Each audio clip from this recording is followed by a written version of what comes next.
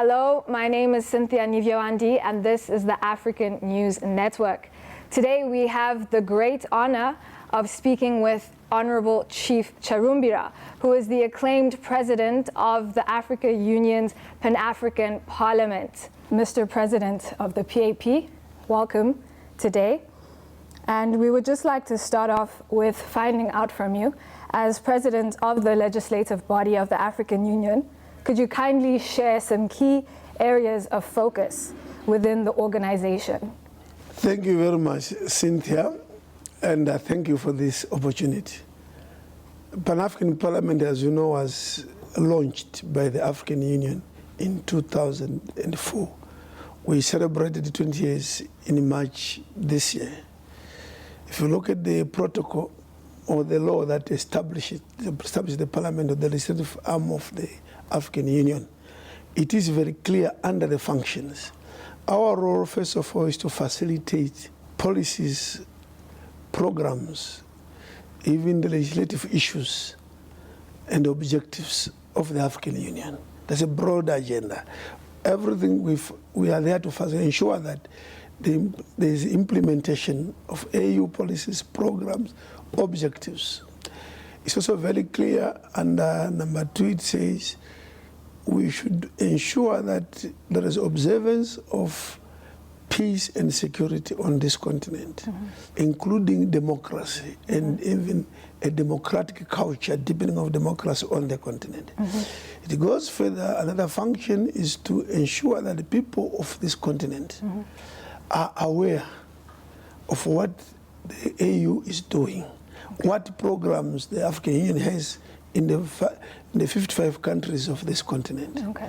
And then the other is that, which is a big one, and the other one is that we should ensure international, regional coordination, economic coordination, political economic coordination. So what we call economic groupings today, ECOWAS, SADC, EALA in East Africa, you have SAMAC in Central Africa, and the Maghreb Union, that we have integration, what we call regional economic integration, so that we boost trade. And more so, with the advent in the last 3 years of the Africa Continental Free Trade Area, it's the role of Pan-African Parliament to ensure that we harmonize the trade regimes, the trade policies and laws, so that we can have intra trade within the continent.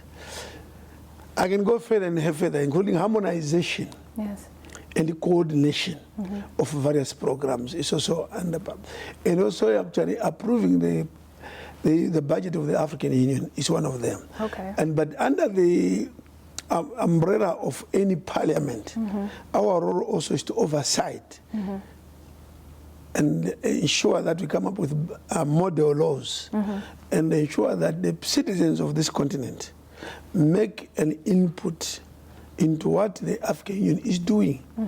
So they inform the Union as to what the citizens themselves want to see. And of course also, the Union, for our PAP's role is not only to pass information to the citizens and the citizens back to the Union and be able to evaluate and monitor the progress made. Ultimately, the PAP is there to ensure the full participation, and that is Article 12 of the enabling protocol. The PAP is there to ensure that the full participation of the citizens of this continent on issues that promote their quality of life and development. Thank you. Thank you so much. And we also understand that humanitarian affairs and interfaith dialogue is also an important aspect and a crucial aspect of the Pan-African Parliament work. Could you kindly elaborate or expound on this area for us? True. True.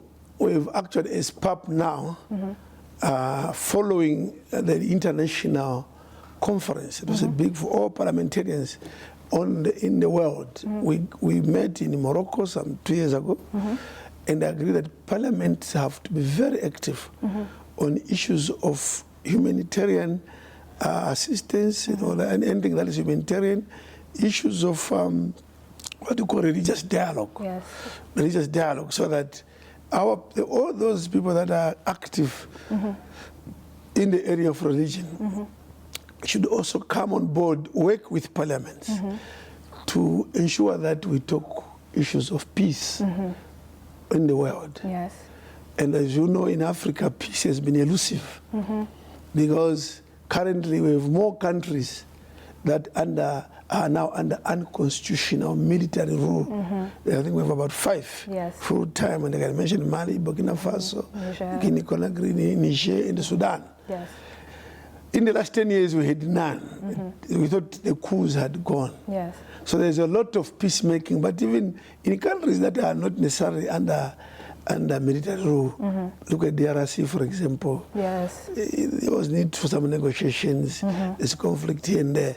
So yes, and the aspect of humanitarian, we've appointed our own citizen in this country, among others. He's not the only one. Yes. The champions, we call them ambassador. Hubert Angel is our ambassador on issues of humanitarian religious dialogue on this continent. And for your information, I'm just coming from Accra, Ghana, where we had the summit, AU Mid-Year Summit of Heads of State, which started on the 16th and then on the 20th. At that summit, the AU has now established a humanitarian agency. Just 2 weeks ago, you know, a humanitarian agency, whose headquarters, that agency is in Uganda, sorry. The humanitarian agency will be based in Uganda. Yes. That's wonderful. Just to promote these issues of humanitarian issues. Yes. We now have an agency based, headquartered in Uganda, but serving the whole continent. Assisted, because by our champions, our ambassadors. Yes. As you have rightly mentioned, we also understand that Ambassador Hubert Angel was recently in the Togogara refugee settlement, which is located in Chipinge, Zimbabwe. And it hosts about over 15,000 people from 16 various African countries. And this just touches on what you have just shared with us, Mr. President of PAP. Thank you very much. I'm also grateful for this opportunity, and I believe you are going to beam and share with the whole continent and beyond. Thank you so much for your time, Chief. Thank you, Sid. It's been an honor to meet you and have this time with you, and we look forward to seeing you once again. Thank you very much. Thank you, Mr. President of the Africa Union Pan-African Parliament of PAP, for your time today and for the constant and continuous efforts towards shaping a better future for Africa.